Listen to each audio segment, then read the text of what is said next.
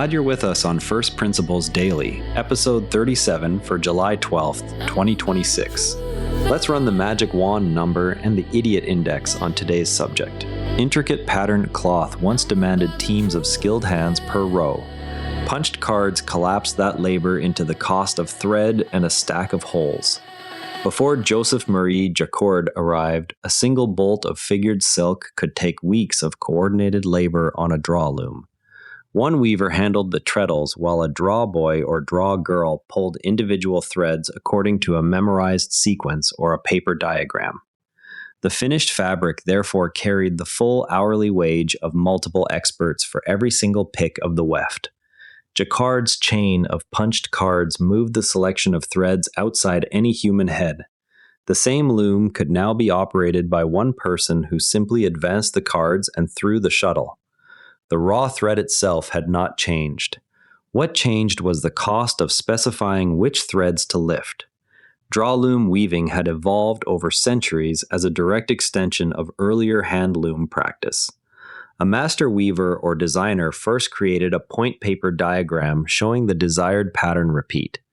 That diagram was then translated into a sequence of individual cord pulls performed by an assistant who sat above or beside the loom. Because each pick required a unique combination of lifts, the assistant's memory or the paper sheet had to be consulted continuously.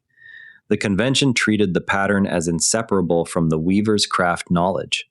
No one questioned why the information had to travel through a living person for every single row.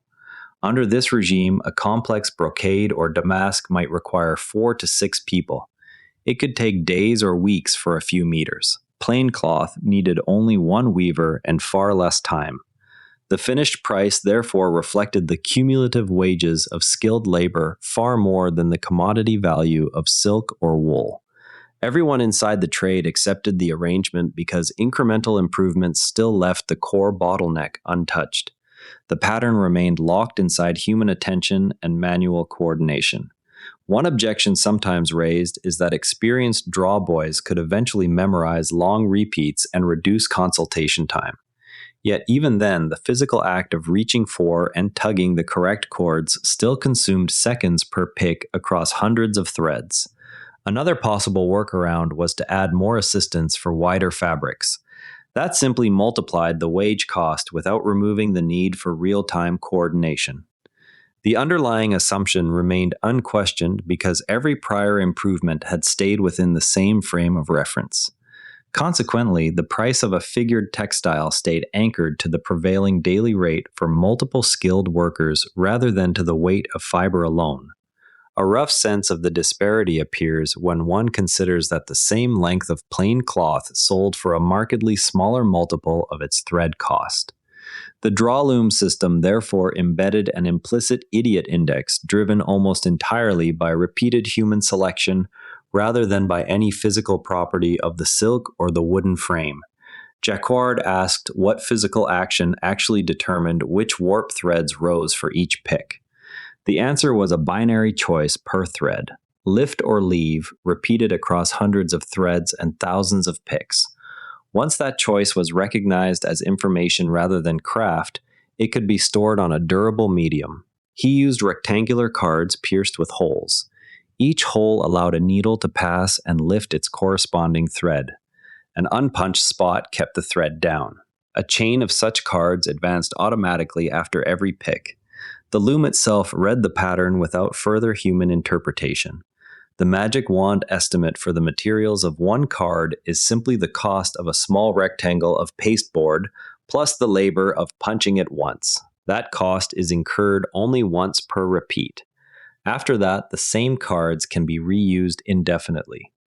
In the old draw loom, the equivalent information cost was paid in skilled wages on every single pick. The idiot index of the conventional approach was therefore high. The price of a meter of figured silk stood many times above the sum of its thread and loom depreciation. Most of the expense sat in repeated human selection rather than in the fibers themselves. Jacquard's cards severed that repetition. The redesign also required solving a mechanical trade-off. The needles and hooks had to be light enough to be moved by the card, yet sturdy enough to survive thousands of cycles. By mounting the selection mechanism on the loom frame and letting gravity and springs return the needles, Jacquard kept added mass low while eliminating the assistant entirely. Later refinements replaced individual cords with a grid of hooks. This further reduced the number of moving parts that had to be adjusted by hand. Each of these steps attacked a different layer of the original labor stack. Memory, coordination, and physical selection were addressed rather than merely speeding up the old sequence. A natural objection is that punching the cards still required human labor, yet that labor occurred once per design rather than once per pick. The arithmetic therefore shifts dramatically. If a pattern repeat contained 2,000 picks and each pick previously needed an assistant's intervention for even 2 seconds, the cumulative time saved across 100 repeats becomes thousands of hours. The cards themselves could be stored, copied, and transported. This turned the pattern into a portable artifact whose marginal cost after the first punching approached the price of the pasteboard alone. Another objection sometimes voiced is that very large designs would demand impractically long card chains. But the same physical principle still applied. The information remained outside the operator's head and could be advanced mechanically. The key engineering win was that the binary hole or no hole decision mapped directly onto the lift or no lift requirement without intermediate human translation at runtime. This separation of the instruction set from the execution mechanism is what drove the idiot index downward. The dominant recurring expense had been replaced by a one-time encoding step whose material cost was negligible compared with wages. Within a decade of its commercial introduction, the Jacquard attachment spread through Lyon's silk workshops and then to other textile centers. Output per weaver rose sharply. A single operator could now manage patterns that previously needed several people. The price of figured fabrics fell enough that they moved from court and church use into broader markets. Exact contemporary ledgers vary by region and quality. The new idiot index remained above 1 because thread, wood, and cardstock still had to be purchased. The loom itself required maintenance. Yet the dominant term in the cost equation had shifted from recurring expert time to one-time card preparation. Limits persisted. The cards still had to be punched by hand or by a separate machine. Very large patterns demanded long chains that were heavy to handle. Skilled weavers also lost work. This produced documented protests in Lyon in 1801 and again in the 1830s. Those frictions were real. Yet they did not reverse the underlying reduction in the information cost of patterning. Even after the cards were prepared, the loom still consumed the same physical thread. It still required periodic repair of wooden frames and metal hooks. The residual gap between finished price and raw material value therefore reflected these continuing inputs, plus the cost of maintaining the card reading mechanism itself. Nevertheless, the magnitude of that residual gap was far smaller than the labor multiple that had characterized the draw loom era. The variable most sensitive to scale had been removed from the per-pick equation.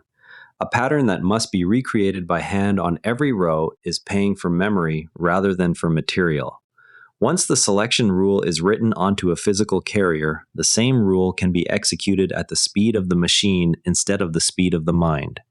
The same separation of instruction from execution later let early computing machines treat calculation steps as another kind of punched card sequence.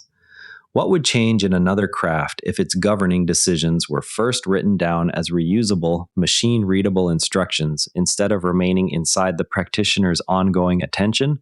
That's First Principles Daily for today. If this changed how you see what things cost, share it with someone who'd appreciate it and subscribe wherever you listen. I'm Patrick in Vancouver. One example or one opportunity every day. See you tomorrow. And if you'd rather watch than listen, find us on YouTube at Nerra Network. Links in the show notes. And before you go, this show is part of the Nerra Network, a family of daily podcasts on tech, science, and markets, each one a short, sharp briefing you can finish on the commute. If today earned its place in your feed, here's your next listen. Planetarian Daily, daily breakthroughs in science, health, and longevity. Find every show free at nerranetwork.com. The Do Positive Pod is the club for people who do something about it. Episodes and the dispatch wall at nerranetwork.com/thedppod. This episode used AI voice synthesis of my voice. Editorial selection and analysis are my own.